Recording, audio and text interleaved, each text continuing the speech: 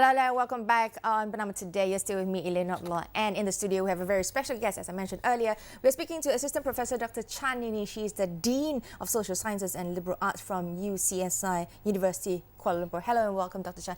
Hello. How are you doing today? Fine, very good today. Thank you for coming in. Now, we understand that there's a conference that's going on. Now, let me get this right. It's called the International Conference on Innovation, Shifts and Challenges in Learning and Teaching, and it's in short called ICISC 2015 Kuala Lumpur. Now, tell us, what is this conference all about? This conference is on learning and teaching, on the learning and teaching trends currently available in the world today, not only in Malaysia. The theme is on the innovations, shifts and challenges in learning and teaching. And we are welcoming a number of keynote speakers from overseas. Right. We have, for example, Professor Ray Lan. He's the Director of Academic Practice in the Durham University in UK, one of the top-ranking universities in the world. And besides that, we have also Professor Elmer Harris. And Elmer Harris is a Professor of Educational Leadership in Institute of London. She's currently also the Director of the Educational Leadership Institute in University Malaya. Besides that, the third keynote speaker is our Chancellor himself, Senior Professor Datuk Khalid Yusof. Then we have two plenary speakers, and the two plenary speakers are Professor Glenda Crossling, she's Dean of Quality from Sunway University, and also Dr. Daniel Tan, and he's the Chief Learning Officer of the Taylor's Education Group. All right, now tell us, when is this happening, this ICISC? It is happening on the 19th of November. That's the pre-conference workshop, and the actual conference is on the 20th to 21st of November. Okay. So for the pre-conference workshop, it will be for those of you who actually would love to have some hands-on learning. So we will get people like Professor Ray Lan, and we have another professor of our own, Prof. Ui, who will be talking and sharing their experiences of publishing their research. Right. Then hands-on learning will be on, I myself will be conducting a workshop on what is to be called the digital native and versus the digital immigrant. Right, sounds interesting. It is. It's actually a theory that has been propounded or advocated by Mark Perensky. He thinks that all the young people, the young generation, are actually digital natives. Right. So they are born hardwired, for example, knowing how to use all kinds of technology. And people like us, the older generation, are actually called the digital immigrants. Right, we have adopted that. Yes, and we are not so comfortable. Right. But actually research has shown that not all young people are that comfortable or have adopted all kinds of technology. And even older people, like yourself and myself, we may actually be more native than some of them. Right. So that's the very interesting thing. And at the workshop, I'll be showing, for example, how we could be using different ways of teaching and learning in the classroom. Okay. So now, where is this actually taking place? I understand it's happening from the 19th to 21st of November. And in terms of the location? It will be held in the north wing of our UCSI campus, and it's at the Le Quadre Ballroom. Now, how do you actually participate in this? In terms of, do you have to sign up for it? Do you have to pay for it? Who should be attending something like this? Okay, the target audience will be people like academics, you know, lecturers in the higher education industry or profession, or even college professors, college lecturers, even polytechnic lecturers. We are also welcoming the teachers because teachers want to know all about what are the new teaching and learning trends, and we're also looking at trainers and lifelong learning trainers, for example. So these will be people that we are welcoming, and of course postgraduate students and students who would want to practice making an oral presentation and getting feedback on their research. Right. And how can they actually go to register? Go to our website on ICISC, in the UCSI University website, there is a link there that shows you the conference, and they can click on it and they can register online. And then they can pay through, of course, through the banks, telegraphic transfer or a check. Right. Okay. Okay, great. Now, I think you mentioned to us in terms of the speakers, the keynotes, and the plenaries that participants are able to expect.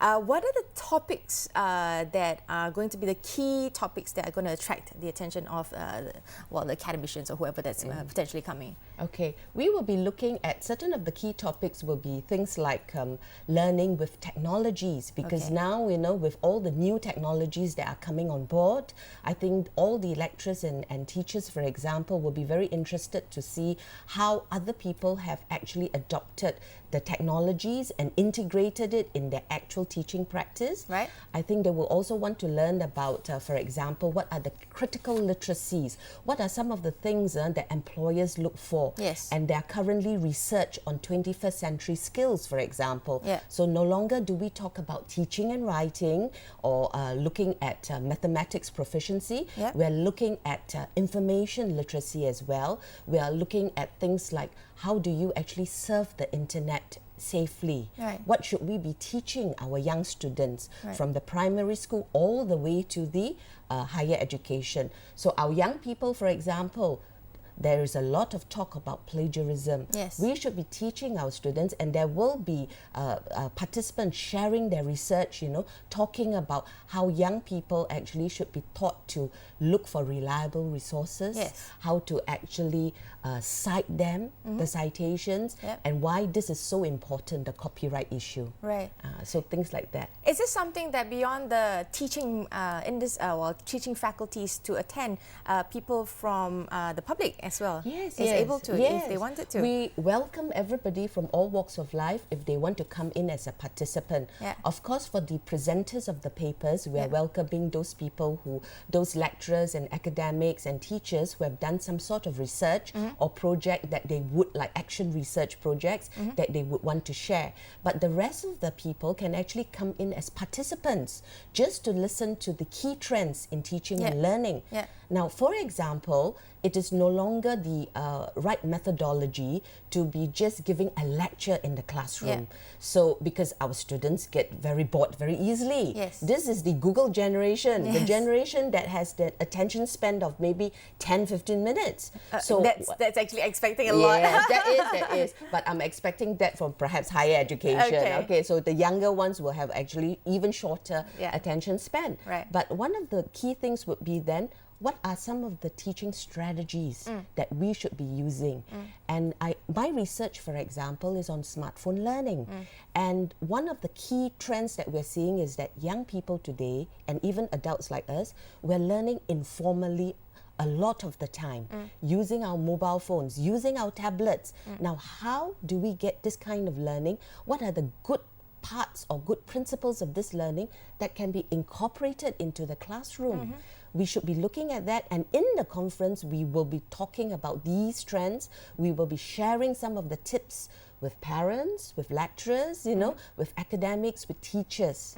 And that will be, I think, most illuminating, and it will really equip the participants with new knowledge so that when they go back to their own workplaces later on or their institutions of learning, they can then use this in their classrooms. I think one of the things that I'm very interested to find out, or interested to know, is in terms of the level of learning and teaching in Malaysia.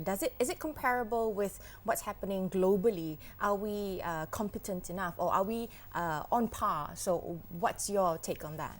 My take is that I think Malaysia is catching up very fast with all the current trends. And I think that our Ministry of Education or Ministry of Higher Education has been advocating with the Malaysian Higher Education Blueprint. We are moving very fast into the next stage. And I would say that competency, expertise needs to be built and developed. And it's through conferences like this that we actually share, network, and get to know not only people in the local area, that is Malaysia, but we get to network with practitioners, with academics all over the world, because we are attracting abstracts and presentations from Australia, from UK, from Kuwait, from Thailand and the Philippines, for example. Right. So I would tell you that I would say that in Malaysia, in many of the institutions, yes, the lecturers are competent, but we do not need to be only competent.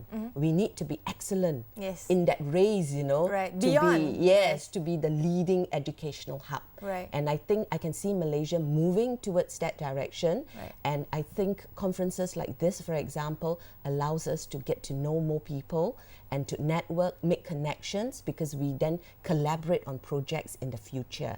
So these are opportunities for us. And also to showcase some of the research that we have been doing, or teaching and learning practices that we in Malaysia, for example, have been actually using or implementing, and learning from also experts from the outside. So that's why you have people like eminent professors like Professor Ray Lan, who will be talking about teaching practice, and he is actually in charge of training the lecturers in Durham University to be competent or excellent in their teaching and learning. Right. And he's going to talk about a teaching excellence framework, which right now in the UK, they're beginning to discuss about it. Because in the universities in the UK right now, it's the research excellence framework that in a way, governs funding and propels a lot of the research.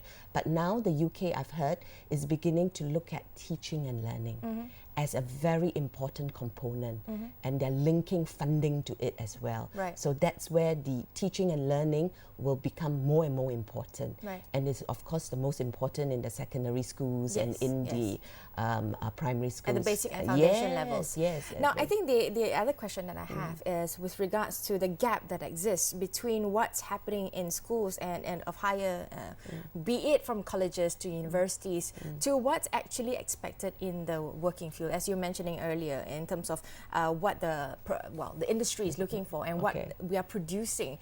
We're noticing a lot of feedback from corporates that there's a general large gap between that, and how is this teaching and learning going to close that gap of delivering what's expected in the industry?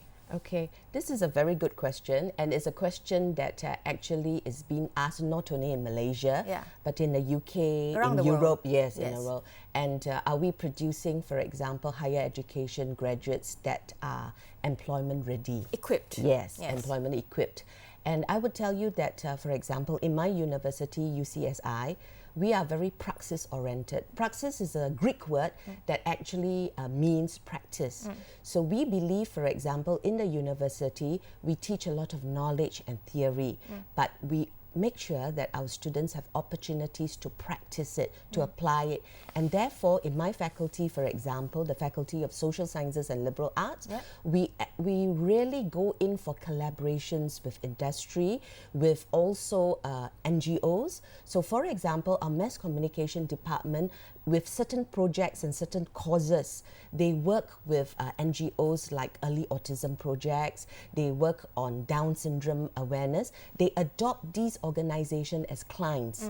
And what they do is they produce briefs, on public relations, and they organize an event for these people. And all these are part of their assessment. So in so doing, we make sure that they are learning how to work with industry. They have a client that they work with, a real life client, rather than simulated learning. Right. And in psychology, for example, we've adopted Protect and Save the Children, because we have a Master of Child Psychology, and we're making sure that they're working with this organization to get the skills on how to counsel children, how to work with children, because then they can go and volunteer at the charities. And we promote this kind of drive. And on top of this, our English Language and Communication Department, we actually have a Right to Read campaign.